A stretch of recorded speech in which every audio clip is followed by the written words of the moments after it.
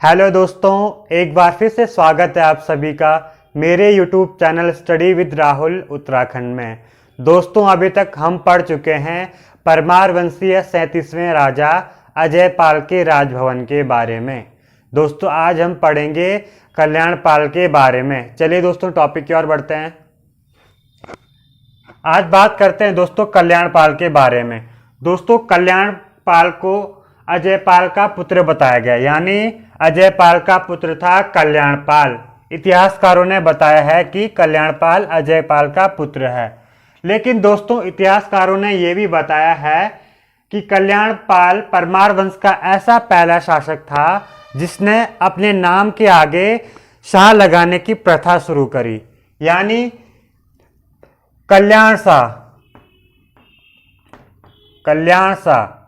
तो कल्याणपाल परमार वंश का पहला ऐसा शासक था जिसने अपने नाम के आगे शाह लगाने की प्रथा शुरू की। लेकिन उत्तराखंड आयोग और यूकेपीएससी के अनुसार इसका सही आंसर बलभद्र शाह माना जाता है, यानी परमार वंश का ऐसा पहला शासक जिसने अपने नाम के आगे शाह लगाने की प्रथा शुरू की, वो कौन है? बलभद्र शाह। और यूकेपीएससी और उत्तराखंड आयोग के अनुसार बलभद्र शाह परमार वंश का ऐसा पहला शासक था जिसने अपने नाम के आगे शाह लगाने की प्रथा शुरू की। अब बात करते हैं दोस्तों इसमें नेक्स्ट राजा की, जो है विजयपाल।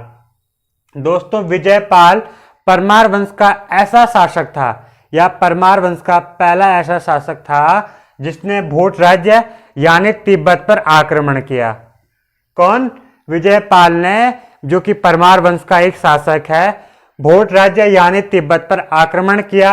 और कविदेव राज ने अपनी पुस्तक गढ़वाल राजवंशावली में यह बताया कि ये भोट तिब्बत राजा को हरा देता है और उस राजा को अपना कर्जदार बना देता है। यानी कविदेव राज के अनुसार विजयपाल भोट तिब्बत पर सफल हो जाता है आक्रमण करने में। लेकिन एक और इतिहासकार हुए हैं हरिकृष्ण रतूड़ी जी, यानी पंडित हरिकृष्ण रतूड़ी जी। इन्होंने अपनी पुस्तक गढ़वाल वर्णन और गढ़वाल का इतिहास में ये बताया कि विजयपाल असफल रहा भोट राज्य यानी तिब्बत पर आक्रमण करने में। तो दोस्तों, अलग अलग इतिहासकारों ने अलग अलग मत दिए हैं, इसीलिए दोस्तों आपको सिर्फ इतना याद रखना कि भोट राज्य यानी तिब्बत पर ऐसा पहला परमार वंशीय शासक जिसने आक्रमण किया वो कौन था? विजयपाल। यानी आपको सिर्फ इतना याद रखना कि विजयपाल ऐसा परमार वंशीय शासक है जिसने फर्स्ट टाइम भोट राज्य या तिब्बत पर आक्रमण किया था। किस पर? भोट राज्य या तिब्बत पर आक्रमण किया था विजयपाल ने। अब बात करते हैं दोस्तों नेक्स्ट राजा की, जो कि हैं आपके राजा सहजपाल। कौन? राजा सहजपाल। इसका टाइम पीरियड देखें तो 1547 से लेके 1575, यानी राजा सहजपाल 1547 से लेके 1575 तक शासन करते हैं गढ़वाल क्षेत्र में। अब बात करते हैं दोस्तों इसके समकालीन।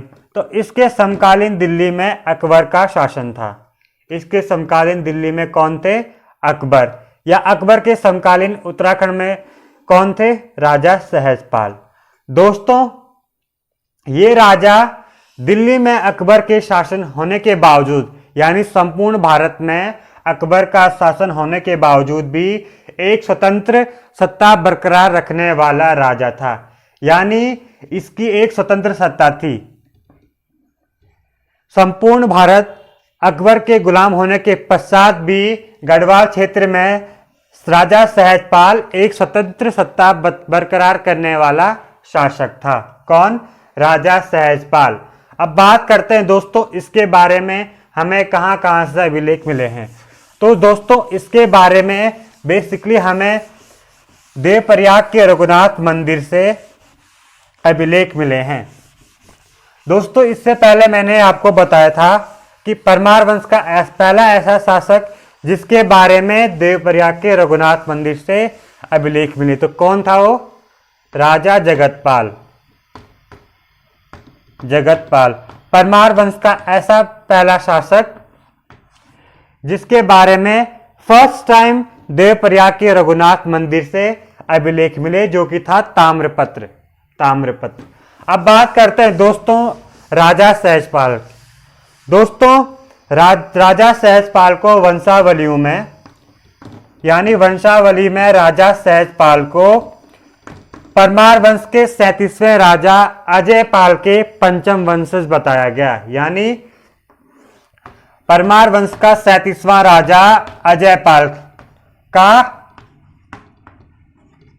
5वां वंशज, यानी 5वां वंश था ये अजयपाल का। अब बात करते हैं दोस्तों कवि भरत और मेधाकर शास्त्री की। तो कवि भरत ने अपनी काव्य मानवोदय काव्य और मेधाकर शास्त्री ने अपनी पुस्तक रामायण प्रदीप में यह बताया कि सहजपाल अजयपाल का पुत्र था। यानी कवि भरत ने अपनी काव्य मानवोदय काव्य और रामायण प्रदीप में मेधाकर शास्त्री ने यह बताया कि सहजपाल अजयपाल का पुत्र था। किसका? अजयपाल का पुत्र था। चलिए दोस्तों अब बात करते हैं इसके अभिलेखों की। तो दोस्तों इसके 5 अभिलेख मिले हैं देवप्रयाग के रघुनाथ मंदिर में। कहां पर? देवप्रयाग के रघुनाथ मंदिर में। अब बात करते हैं दोस्तों 1500, इसका एक अभिलेख मिला है 1548 में और एक मिला है 1558 में। तो इन दोनों अभिलेखों में इसके बारे में बताया गया। अब बात करते हैं 1560 का घंटा अभिलेख। यानी इस राजा ने 1560 ईस्वी के आसपास या इससे पहले घंटा दान किया होगा। कहां पर? देवप्रयाग के रघुनाथ मंदिर में। और वही घंटा बाद में हमें अभिलेख के रूप में प्राप्त हुआ। सेम उसी प्रकार से 1561 का घंटा अभिलेख देखें तो 1561 ईस्वी या इससे पहले इसने यहां पर एक घंटा दान किया होगा और बाद में वही हमें अभिलेख के रूप में प्राप्त हुआ। सेम उसी प्रकार 1573 अभिलेख हमें मिलता है। कहां से? देवप्रयाग के रघुनाथ मंदिर से। अब बात करते हैं दोस्तों दिल्ली में अकबर का शासन रहता है 1556 से लेके 1605 तक। और इस बीच में अकबर गढ़वाल के क्षेत्र में एक अन्वेषक दल भिजवाता है गंगा नदी का स्रोत पता करने के लिए। यानी 1556 या 1605 के बीच में अकबर एक अन्वेषक दल भिजवाता है गढ़वाल क्षेत्र में गंगा स्रोत का पता लगाने के लिए। किसका? गंगा स्रोत का पता लगाने के लिए। अब बात करते हैं दोस्तों कवि भरत ने मानवोदय काव्य में सहजपाल को राजनीति चतुर और संग्राम में शत्रुओं को संताप देने वाला बताया। यानी कवि भरत ने अपनी मानवोदय काव्य में यह कहा कि सहजपाल एक राजनीति चतुर था। यानी राजनीति चतुर तो हो गए क्योंकि संपूर्ण भारत का अकबर के गुलाम होने के पश्चात भी सहजपाल गढ़वाल के क्षेत्र में एक स्वतंत्र सत्ता बरकरार करने वाला शासक था।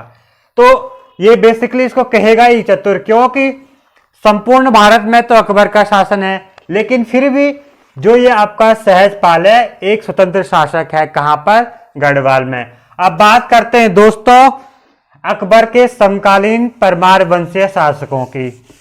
यानी अकबर के समय 1556 से लेकर 1605 तक गढ़वाल में कितने परमार वंशीय शासकों ने शासन किया? तो बेसिकली 3 शासक हुए हैं। एक का नाम है दोस्तों इसमें सहजपाल, जो मैंने अभी आपको पढ़ाया था सहजपाल। सहजपाल का जो टाइम पीरियड था दोस्तों ये था 1547 से लेके 1575 तक।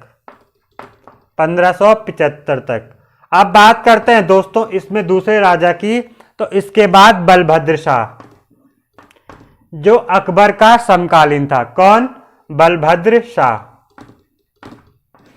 और दोस्तों इसका टाइम पीरियड की बात करते हैं 1575 से लेके 1591 तक। अब बात करते हैं दोस्तों इसमें तीसरे समकालीन राजा की। तो ये थे आपके राजा मानसा। कौन? राजा मानसा, जिसका टाइम पीरियड था दोस्तों कब तक 1591 से लेके 1611 ईस्वी तक। किसका? राजा मानसा का। और इसी राजा का राज दरबारी कवि कौन था? कवि भरत, जिसने कौन सी काव्य लिखी है? मानवोदय काव्य। अब बात करते हैं दोस्तों देवप्रयाग की। यानी अभी तक हमने मैक्सिमम टॉपिकों में देवप्रयाग की चर्चा की है और देवप्रयाग के अंदर हमने पढ़ा है देवप्रयाग का रघुनाथ मंदिर, जहाँ से बहुत सारे राजाओं के बारे में अभिलेख मिले हैं। चलिए दोस्तों आज पढ़ते हैं हम देवप्रयाग। दोस्तों पहली बात ये जान लेते हैं कि देवप्रयाग का नाम देवप्रयाग कैसे पड़ा। तो दोस्तों इसके पीछे एक कहानी है, या काफी सारे इतिहासकारों ने बताया कि इस जगह पर देवश्रमा नामक एक ब्राह्मण ने कठोर तप किया था, यानी कठोर तपस्या की थी यहाँ पर देवश्रमा नामक ब्राह्मण ने, और उसी के पश्चात इसका नाम रख दिया गया देवप्रयाग। यानी उस देवशर्मा नामक ब्राह्मण के कठोर तप के कारण इस जगह का नाम उसके नाम पर रख दिया गया देवप्रयाग। अब बात करते हैं दोस्तों देवप्रयाग की। तो ये 3 और पर्वतों से घिरा हुआ है। देवप्रयाग बेसिकली 3 और पर्वतों से घिरा हुआ है। पहला है आपका दशरथांचल पर्वत, दूसरा आपका नरसिंहांचल पर्वत, और तीसरी ओर से ये घिरा हुआ है गृधांचल पर्वत या गृध पर्वत। यानी देवप्रयाग 3 और पर्वतों से घिरा हुआ है। पहला पर्वत है दशरथांचल पर्वत, दूसरा नरसिंहांचल पर्वत, और तीसरा गृधांचल पर्वत या गृध पर्वत बोल सकते हैं। अब बात करते हैं दोस्तों देवप्रयाग में नदियों की। तो देवप्रयाग 2 नदियों के संगम पर बना हुआ है। यानी देवप्रयाग जो बसा हुआ है यह है 2 नदियों के संगम पर। पहली नदी है यहाँ पर अलकनंदा और दूसरी नदी भागीरथी। यानी रुद्रप्रयाग से आती हुई अलकनंदा और टिहरी डैम से आती हुई नदी भागीरथी के संगम पर बना हुआ है देवप्रयाग। और दोस्तों अलकनंदा को बहु और भागीरथी नदी को सास के नाम से जाना जाता है। यानी सास बहु नदी संगम पर बना हुआ या बसा हुआ है देवप्रयाग। अब बात करते हैं दोस्तों देवप्रयाग के पुराने नामों की। यानी प्राचीन नाम है देवप्रयाग के 3। अब बात करते हैं दोस्तों पहला नाम है इसका पुराना ब्रह्मतीर्थ। यानी देवप्रयाग को पहले ब्रह्मतीर्थ के नाम से जाना जाता था। साथ ही साथ इंद्रप्रयाग और सुदर्शन क्षेत्र के नाम से भी देवप्रयाग को जाना जाता था। किस किस नामों से या किन किन नामों से? ब्रह्मतीर्थ, इंद्रप्रयाग और सुदर्शन क्षेत्र। अब बात करते हैं दोस्तों चीनी यात्री ह्वेनसांग के अनुसार देवप्रयाग को ब्रह्मपुरी भी कहा गया।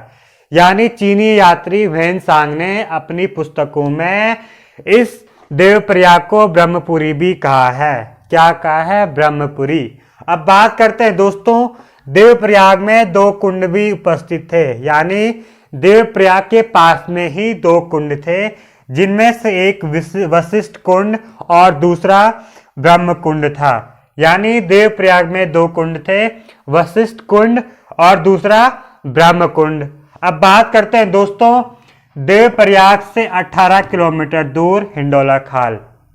दोस्तों देवप्रयाग से 18 किलोमीटर दूर है हिंडोला खाल, और हिंडोला खाल से 5 किलोमीटर दूर एक जगह पर पलेठी का सूर्य मंदिर स्थित है। यानी देवप्रयाग के हिंडोला खाल में पलेठी का सूर्य मंदिर स्थित है। सेम उसी प्रकार जैसे कोणार्क का सूर्य मंदिर उड़ीसा में है, वैसे ही पलेठी का सूर्य मंदिर कहां पर है? देवप्रयाग से 18 किलोमीटर दूर हिंडोला खाल में। दोस्तों ये पॉइंट काफी इंपॉर्टेंट है एग्जाम की दृष्टि से, क्योंकि 2-3 बार ये क्वेश्चन एग्जाम्स में पूछा गया है कि पलेठी का सूर्य मंदिर कहां पर स्थित है। अब बात करते हैं दोस्तों देवप्रयाग के रघुनाथ मंदिर की। तो दोस्तों देवप्रयाग के रघुनाथ मंदिर का निर्माण मूल रूप से देवशर्मा नामक ब्राह्मण ने की थी। देवप्रयाग का नाम भी इसी ब्राह्मण के नाम पे पड़ा था, देवशर्मा के नाम पे, जिसने यहाँ पर घोर तपस्या की थी। सेम उसी प्रकार इस मंदिर का निर्माण भी देवशर्मा ने किया था। और इस मंदिर का वर्तमान नाम शंकराचार्य द्वारा दिया गया। यानी इस देवप्रयाग के रघुनाथ मंदिर का वर्तमान रूप शंकराचार्य द्वारा दिया गया। और दोस्तों ये मंदिर भगवान राम को समर्पित है। रघुनाथ से ही पता चल रहा है कि ये भगवान राम का मंदिर है, यानी ये मंदिर भगवान राम के लिए प्रसिद्ध है। और दोस्तों ये मंदिर बनाया गया है द्रविड़ शैली में। किस शैली में? ये मंदिर द्रविड़ शैली में बनाया गया है, देवप्रयाग का रघुनाथ मंदिर। अब बात करते हैं दोस्तों इसमें एक और इम्पोर्टेंट फैक्ट की। दोस्तों इसमें परमार वंश के एक राजा जयकीर्ति शाह अपने परिवार से परेशान होकर यहाँ पर आ जाते हैं देवप्रयाग के रघुनाथ मंदिर में, और यहीं पर इनकी मृत्यु हो जाती है।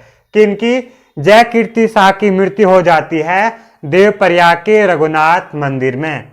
कहां पर? देवप्रयाग के रघुनाथ मंदिर में। और साथ ही साथ दोस्तों इसी देवप्रयाग के रघुनाथ मंदिर के आसपास इस जयकीर्ति शाह की सती रानियों के मठ भी हैं। यानी जयकीर्ति शाह की मृत्यु के पश्चात इसकी सारी रानियां सती हो गई थी। कहां पर? देवप्रयाग के रघुनाथ मंदिर में।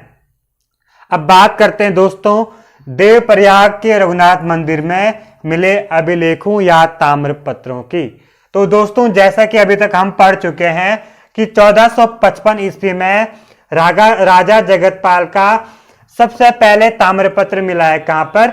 इस मंदिर में। उसके बाद सहजपाल का और फिर मानसा का, इसके पश्चात काफी सारे राजाओं का ताम्रपत्र या अभिलेख मिला है देवप्रयाग के रघुनाथ मंदिर में।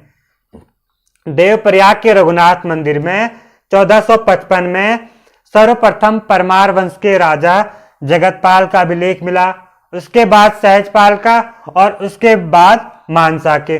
दोस्तों सहजपाल के 5 अभिलेख मिले थे। कहां पर? देवप्रयाग के रघुनाथ मंदिर में। अब बात करते हैं दोस्तों इसमें देवप्रयाग का रघुनाथ मंदिर 1803 के भूकंप से नष्ट हुआ। यानी देवप्रयाग का रघुनाथ मंदिर 1803 के भूकंप के कारण नष्ट हो गया था और इसका जीर्णोद्धार फिर से किया ग्वालियर राजघराने के दौलताराम द्वारा। यानी 1803 के भूकंप के पश्चात देवप्रयाग का रघुनाथ मंदिर नष्ट हो गया था और उसके बाद ग्वालियर राजघराने के दौलताराम द्वारा इस मंदिर का फिर से जीर्णोद्धार किया गया। लेकिन दोस्तों अगर इसमें लोक गाथाओं के अनुसार देखें तो देवप्रयाग के रघुनाथ मंदिर का निर्माण कुल्लू के राजा जगत सिंह द्वारा किया गया। यानी लोक गाथाओं के अनुसार देवप्रयाग के रघुनाथ मंदिर का निर्माण कुल्लू के राजा जगत सिंह द्वारा किया गया, जबकि मंदिर का वर्तमान रूप 1835 में जम्मू के राजा गुलाब सिंह ने दिया। किसने? गुलाब सिंह ने दिया 1835 में देवप्रयाग के वर्तमान मंदिर का रूप, यानी रघुनाथ मंदिर का रूप। अब बात करते हैं दोस्तों गुलाब सिंह के बेटे। तो गुलाब सिंह के बेटे पुत्र रणवीर सिंह, यानी गुलाब सिंह के पुत्र रणवीर सिंह ने 1860 में इस मंदिर का निर्माण कार्य पूरा किया। अभी पढ़ा दोस्तों हमने लोक गाथाओं के अनुसार देवप्रयाग के रघुनाथ मंदिर का निर्माण कुल्लू के राजा जगतपाल सिंह द्वारा किया गया, जबकि मंदिर का वर्तमान रूप 1835 में जम्मू के राजा गुलाब सिंह के द्वारा दिया गया। चलिए दोस्तों अब बात करते हैं कुछ इंपॉर्टेंट क्वेश्चंस की जो कि एग्जाम्स की दृष्टि से काफी महत्वपूर्ण है। चलिए दोस्तों पहला क्वेश्चन ये रहा दोस्तों, अपने नाम के आगे सबसे पहले सा लगाने वाला राज्य, यानी परमार वंश का ऐसा शासक जिसने पहली बार अपने नाम के आगे सा लगाया। तो इसका आंसर हो जाएगा दोस्तों बलभद्र शाह। यही उत्तराखंड आयोग और यूपीएससी के द्वारा सही आंसर है दोस्तों। कौन सा? बलभद्र शाह। दूसरा क्वेश्चन, गढ़वाल में परमार वंश की स्थापना। दोस्तों ये पहला ही क्वेश्चन है जब हम परमार वंश पढ़ते हैं। तो गढ़वाल में परमार वंश की स्थापना किसने की थी? ये की थी कनकपाल ने। किसने? कनकपाल ने। और कनकपाल का टाइम पीरियड क्या था दोस्तों? 888 से 898 तक। 888 से 898 तक। अब बात करते हैं दोस्तों अपनी मुद्रा चलाने वाला पहला परमार वंशीय राजा, यानी परमार वंश का ऐसा शासक जिसने पहली बार अपनी मुद्रा चलाई। तो वो है दोस्तों आपका 28वां राजा लक्षणदेव। कौन? लक्षणदेव। दोस्तों इसने तांबे की मुद्रा चलाई और उस तांबे की मुद्रा में एक तरफ नागरी भाषा में लक्षणदेव लिखा गया था। नागरी भाषा में एक तरफ लक्षणदेव लिखा गया था। और ये मुद्रा मिली है टिहरी के पुराना दरबार संग्रहालय में। कहाँ पर? पुराना दरबार संग्रहालय टिहरी में मिली है लक्षणदेव की तांबे की मुद्रा, जिसमें नागरी भाषा में लिखा गया था लक्षणदेव। अब बात करते हैं दोस्तों पंवार वंश या परमार वंश के सबसे प्राचीन काव्य की। तो इसका आंसर हो जाएगा दोस्तों मानवोदय काव्य। मानवोदय काव्य जिसकी रचना किसने करी है दोस्तों? ये की है दोस्तों कवि भरत ने। किसने? कवि भरत ने मानवोदय काव्य की रचना की है। और दोस्तों कवि भरत राजा मानसा का दरबारी कवि था। किसका? राजा मानसा का दरबारी कवि था। और इसने अपनी मानवोदय काव्य में राजा अजयपाल के जीवन का संपूर्ण वर्णन किया है। किसने? कवि भरत ने अपनी मानवोदय काव्य में। और ये राजा मानसा का दरबारी कवि था। अब बात करते हैं नेक्स्ट क्वेश्चन की। कुमाऊं का ऐसा शासक जिसने सबसे पहले गढ़ राज्य यानी गढ़वाल पर आक्रमण किया। तो दोस्तों राजा अजयपाल के समय कुमाऊं के चंद वंश के राजा कीर्तिचंद ने गढ़वाल पर आक्रमण किया था। गढ़वाल पर आक्रमण किया था 1491 या 90 या 91 के आसपास। 1490-91 के आसपास कीर्तिचंद ने गढ़वाल के क्षेत्र यानी गढ़वाल के राज्य चांदपुरगढ़ पर अजयपाल के समय आक्रमण किया था। अब करते हैं नेक्स्ट क्वेश्चन की बात। शिव प्रसाद डबराल के अनुसार गढ़वाल शब्द का प्रयोग सबसे पहले किसने किया? यानी शिव प्रसाद डबराल के अनुसार गढ़वाल शब्द का प्रयोग सर्वप्रथम किसने किया? तो इसका आंसर हो जाएगा दोस्तों मोलाराम जी। यानी मोलाराम ने सन 1815 में गढ़वाल शब्द का प्रयोग सबसे पहले किया था शिव प्रसाद डबराल के अनुसार। अब बात करते हैं नेक्स्ट क्वेश्चन की। तिब्बत पर आक्रमण करने वाला पहला शासक, यानी तिब्बत पर आक्रमण करने वाला पहला परमार वंशीय शासक कौन था? ये था दोस्तों विजयपाल। विजयपाल राजा विजयपाल ने तिब्बत यानी भोट राज्य पर आक्रमण किया था सबसे पहले। अब करते हैं दोस्तों नेक्स्ट क्वेश्चन की बात। पलेठी का सूर्य मंदिर स्थित है। तो ये कहां पर स्थित है दोस्तों? यह है दोस्तों आपका देवप्रयाग से 18 किलोमीटर दूर हिंडोला खाल में। कहां पर? हिंडोला खाल में। पलेठी का सूर्य मंदिर कहां पर है दोस्तों? देवप्रयाग से 18 किलोमीटर दूर हिंडोला खाल में। सेम इसी प्रकार कोणार्क का सूर्य मंदिर कहां पर स्थित है? यह है दोस्तों उड़ीसा में। अब करते हैं नेक्स्ट क्वेश्चन की बात। देवप्रयाग का रघुनाथ मंदिर कौन सी शैली में है? तो देवप्रयाग का रघुनाथ मंदिर है दोस्तों आपका द्रविड़ शैली में। कौन सी शैली में? द्रविड़ शैली में स्थित है देवप्रयाग का रघुनाथ मंदिर।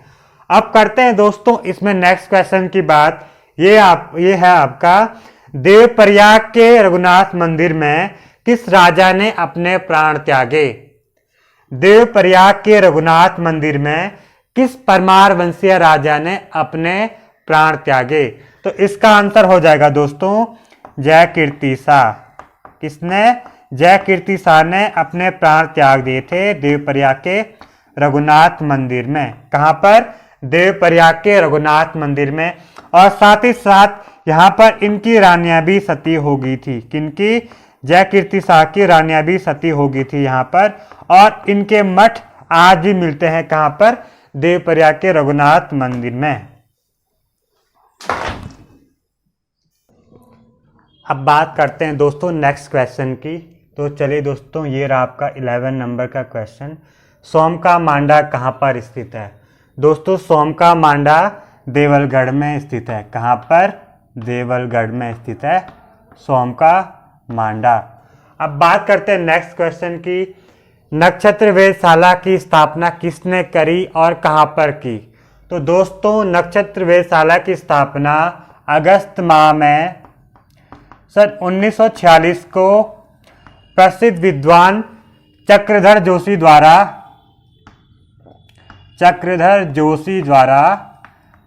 देवप्रयाग में की गई। कहाँ पर? देवप्रयाग में। नक्षत्र वेधशाला की स्थापना दोस्तों अगस्त माह में सन 1946 को प्रसिद्ध विद्वान चक्रधर जोशी द्वारा देवप्रयाग में की गई। कहाँ पर? देवप्रयाग में।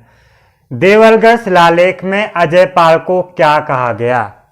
देवलगढ़ शिलालेख में अजयपाल को किस नाम से जाना गया? तो यह है दोस्तों धर्मपाथो। अजयपाल को देवलगढ़ शिलालेख में धर्मपाथो कहा गया था, क्योंकि इसने मानकीकरण के लिए पाथे की शुरुआत करी थी। यानी अनाज के मापतौल के लिए पाथे की शुरुआत किसने की है? अजयपाल ने की है दोस्तों। और अजयपाल द्वारा निर्धारित पाथा था धुली पाथा। कौन सा पाथा?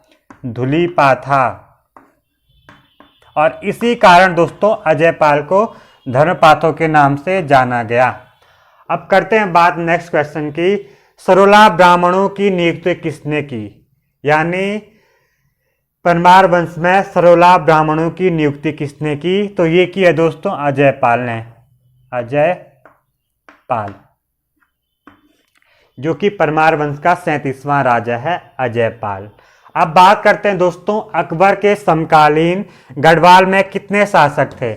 यानी कितने राजाओं ने शासन किया है अकबर के समकालीन गढ़वाल में? तो बेसिकली दोस्तों 3 राजा हुए हैं जिन्होंने अकबर के समकालीन शासन किया है गढ़वाल में, जो कि आपके पहले राजा हैं दोस्तों राजा सहजपाल। इन्होंने शासन किया है दोस्तों 1547 से लेकर 1571 तक। कब तक? दोस्तों राजा सहजपाल ने शासन किया है 1547 से लेकर 1575 तक। जो दूसरे राजा हुए हैं दोस्तों ये हुए हैं बलभद्र शाह। कौन? बलभद्र शाह, जिन्होंने अपने नाम के आगे शाह लगाने की प्रथा शुरू करी।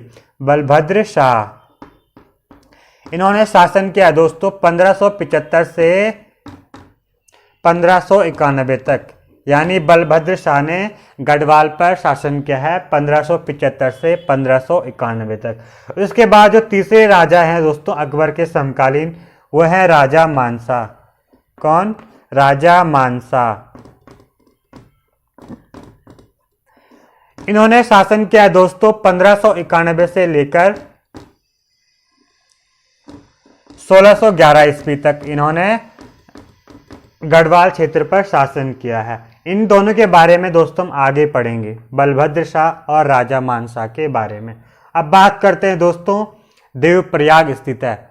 दोस्तों देवप्रयाग 2 नदियों के संगम पर स्थित है, जो कि है आपकी अलकनंदा और भागीरथी। देवप्रयाग 2 नदियों के संगम पर स्थित है, अलकनंदा और भागीरथी। भागीरथी को सास और अलकनंदा को बहू के नाम से भी जाना जाता है। यानी सास बहू नदी संगम पर स्थित है देवप्रयाग।